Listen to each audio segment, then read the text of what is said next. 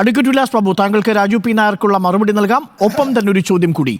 ഈ RSS നേതാവിനെ പോയി കണ്ടത് ഇടതുനയമല്ല എന്ന് ഇടതുമുന്നണിയിൽ വിമർശനം ഉയരുമ്പോഴും സർക്കാർ ക്രമസമാധാനത്തിന്റെ ചുമതലയുള്ള ADGPയെ മാറ്റാത്തത് BJPയും സർക്കാരിൻ്റെ ചില ആളുകളും തമ്മിലുള്ള ഒരു അന്തർധാര സജീവമായതുകൊണ്ടെന്നാണ് പ്രതിപക്ഷത്തിന്റെ ആക്ഷേപം. പക്ഷേ ഇടതുമുന്നണിയുടെ ആക്ഷേപം അത് ഇടതുനയത്തിന് ചേർന്നതല്ല എന്നാണ്. BJP എങ്ങനെ കാണുന്നു ഇടതുമുന്നണിയിലെ RJDയുടെ, CPIയുടെ, NCPയുടെ നിലപാടുകളെ?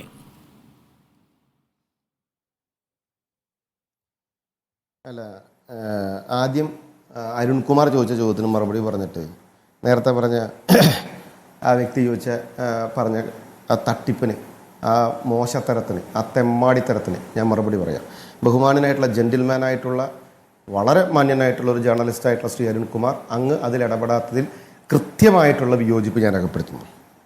രണ്ട്, അങ്ങ് ചോദിച്ചു CPMൻ്റെ നിലപാട്. CPMൻ്റെ നിലപാടെന്തോ കോൺഗ്രസിൻ്റെ നിലപാടെന്തോ എന്നൊന്നല്ല BJPയെ സംബന്ധിച്ചിടത്തോളം. BJPയെ സംബന്ധിച്ചിടത്തോളം സെലക്റ്റീവ് ജേർണലിസത്തിൻ്റെ ഭാഗമായിട്ട് ഒരു ഇന്ത്യൻ പൗരനെ, അത് ഒരു സാംസ്കാരിക സംഘടന നേതൃത്വത്തിലിരിക്കുന്ന ഒരു ഇന്ത്യൻ പൗരനെ കണ്ടതിൽ അല്ല ചർച്ച പോകേണ്ടത് അൻവറിൻ്റെ നാടകത്തിൻ്റെ പുറകിൽ ആരുണ്ട് എന്നുള്ളതിലല്ല. ആ നാടകത്തിൻ്റെ അടിസ്ഥാനത്തിലാണ് എങ്കിലും അദ്ദേഹം പറഞ്ഞു വെച്ച കാര്യങ്ങൾ എന്താണ്?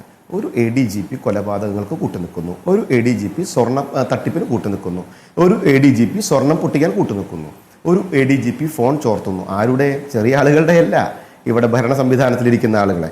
എന്നിട്ടും ആ ADGPയെ സംരക്ഷിക്കപ്പെടുന്നുവെങ്കിൽ, ഈ കാര്യങ്ങളിലേക്ക് ചർച്ച തിരിച്ചുവിടുന്നുവെങ്കിൽ സ്വാഭാവികമായിട്ട് പ്രതിപക്ഷ നേതാവിന് മുഖ്യമന്ത്രിയെ സംരക്ഷിക്കേണ്ട ബാധ്യതയുള്ളതുകൊണ്ടാണ് അദ്ദേഹം ആ വിഷയങ്ങളൊക്കെ മറന്നുകൊണ്ട് ഈ വിഷയത്തിലേക്ക് ആ ചർച്ച കൊണ്ടുപോകുന്നത്. രണ്ട്, ഞാൻ നേരത്തെ പറഞ്ഞ പോലെ ബഹുമാനായ ശ്രീ അരുൺകുമാർ, അങ്ങയോട് ഒരു ചോദ്യം ചോദിക്കട്ടെ. രാഷ്ട്രീയ സ്വയം സേവക് എന്ന് പറയപ്പെടുന്ന ഇന്ത്യ മഹാരാജ്യത്തെ ഏറ്റവും വലിയൊരു പ്രസ്ഥാനത്തെ, ഒരു സാംസ്കാരിക സംഘടനയെ തീവ്രവാദി സംഘടനയാണ് എന്ന് ഡോക്ടർ അരുൺകുമാറിന് തോന്നുന്നുണ്ടോ? അരുൺകുമാർ അതിനെ യോജിക്കുന്നുണ്ടോ ഇല്ലയോ? ഒരു ചെറിയ ചോദ്യം ഉണ്ടോ? എന്റെ മറുപടി ഈ ഘട്ടത്തിൽ ഈ ചർച്ചയിൽ അപ്രസക്തമാണെങ്കിലും RSS എന്ന സംഘടനയെ കുറിച്ച് എനിക്കറിയാവുന്ന വസ്തുത 3 തവണ നിഷേധിക്കപ്പെടുകയും 2 തവണ വർഗീയമായ വിഷയങ്ങളെ ചൊല്ലി രാജ്യത്ത് നിഷേധിക്കപ്പെട്ട ഒരു സംഘടനയാണ്. അതിലൊന്ന് നമ്മുടെ രാഷ്ട്രപിതാവ് ഗാന്ധിയുടെ വധം, അതിനെ തുടർന്ന് ഇടക്കാലത്തേക്ക് പിൻവലിച്ചു. അതിനുശേഷം അടിയന്തരാവസ്ഥ കാലത്ത് രാഷ്ട്രീയ കാരണങ്ങളാൽ നിരോധിക്കപ്പെട്ടു. 3 ബാബറി മസ്ജിദിന്റെ കാലത്തും നിരോധിക്കപ്പെട്ടു. 3 തവണ നിരോധിക്കപ്പെട്ടതിൽ 2 തവണയും രാജ്യത്തിന് ഗുണകരമല്ലാത്ത വിഷയങ്ങളിലാണ് RSS എന്ന സംഘടന നിരോധിക്കപ്പെട്ടത്. RSS എന്നുള്ളത് രാഷ്ട്രീയ സ്വയം സേവക് സംഘായി, സാംസ്കാരിക പരിപാടിയായി നിങ്ങൾ ഉയർത്തിക്കാട്ടുന്ന സംഘടനയാണ്. പക്ഷേ വ്യത്യസ്ത നിലപാടുള്ളവരുണ്ട്. അഡ്വക്കേറ്റ് ഉല്ലാസ് ബാബു, അതിന് മതരാഷ്ട്രവാദവുമായി ബന്ധമുണ്ട്. അങ്ങയോട് എൻ്റെ ചോദ്യം വളരെ സ്പെസിഫിക് ആണ്.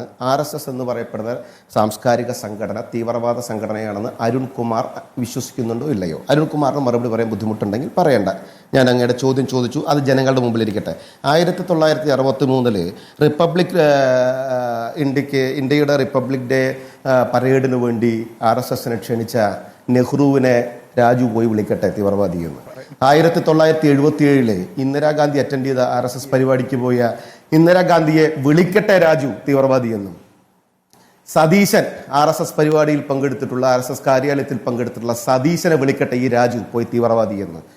പ്രണബ് കുമാർ മുഖർജി കോൺഗ്രസിന്റെ നേതാവാണ്. സംഘ സംവിധാനങ്ങളിലും സംഘപ്രവർത്തനങ്ങളിലും സംഘ പരിപാടികളിലും പങ്കെടുത്ത ആ പ്രണബ് കുമാർജിന് ആർജവമുണ്ടെങ്കിൽ, നട്ടലുണ്ടെങ്കിൽ ഈ രാജു പി നായർ നെഹ്റുവിനെയും ഇന്ദിരയെയും പ്രണബ് കുമാർ മുഖർജിയെയും ഇവിടത്തെ ആ സതീശനെയും നാട്ടലുണ്ടെങ്കിൽ വിളിക്കണോ തീവ്രവാദികളെന്ന്?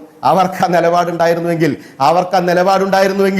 അവർ ആ പരിപാടികളിലും സംഘ സംവിധാനങ്ങളുടെ പരിപാടികൾ പങ്കെടുക്കുമായിരുന്നോ? RSS എന്ന് പറയപ്പെടുന്ന സാംസ്കാരിക സംഘടനയുടെ പ്രവർത്തനത്തെ കുറിച്ച് ഒരു ചൂക്കും ചുണ്ണാമ്പും അറിയാത്ത ഇതേപോലത്തെ കുറെ കുടിച്ചി പട്ടികൾ കുരച്ചാൽ അമ്പിളിയമ്മാമന്റെ പ്രഭ പോകില്ല എന്ന്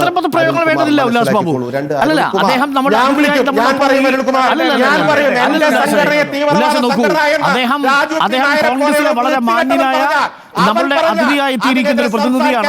അത്തരം പദപ്രയോഗങ്ങൾക്ക് നമുക്ക് സ്വീകാര്യമല്ല. അല്ല, അത് അദ്ദേഹത്തിന് താങ്കൾക്ക് വിയോജിക്കാനുള്ള അവസരം നൽകി. ഞാൻ എന്റെ അഭിപ്രായം പറഞ്ഞു. രാജു പി നായർ അഭിപ്രായം പറയുന്നു. ആ ചർച്ചയുടെ വൈവിധ്യമാണല്ലോ. ഇതൊരൊറ്റ ചർച്ച, ഒരൊറ്റ വ്യക്തിയല്ലല്ലോ ഉല്ലാസ് ബാബു. ഇതൊരൊറ്റ വ്യക്തി, ഒരൊറ്റ ചർച്ചാ പരിപാടിയല്ലല്ലോ. വ്യത്യസ്ത വ്യക്തികൾ വ്യത്യസ്ത നിലപാട് പറയുന്ന ഒരു ചർച്ചാവേദിയാണ് ഉല്ലാസ് ബാബു. ഒരു നിമിഷം ഇല്ല, അല്ലല്ല, അൺപാർലമെന്ററിയായ പദപ്രയോഗങ്ങൾ നമ്മുടെ ചർച്ചയിൽ അനുവദനീയമല്ല അഡ്വക്കേറ്റ് ഉല്ലാസ് ബാബു.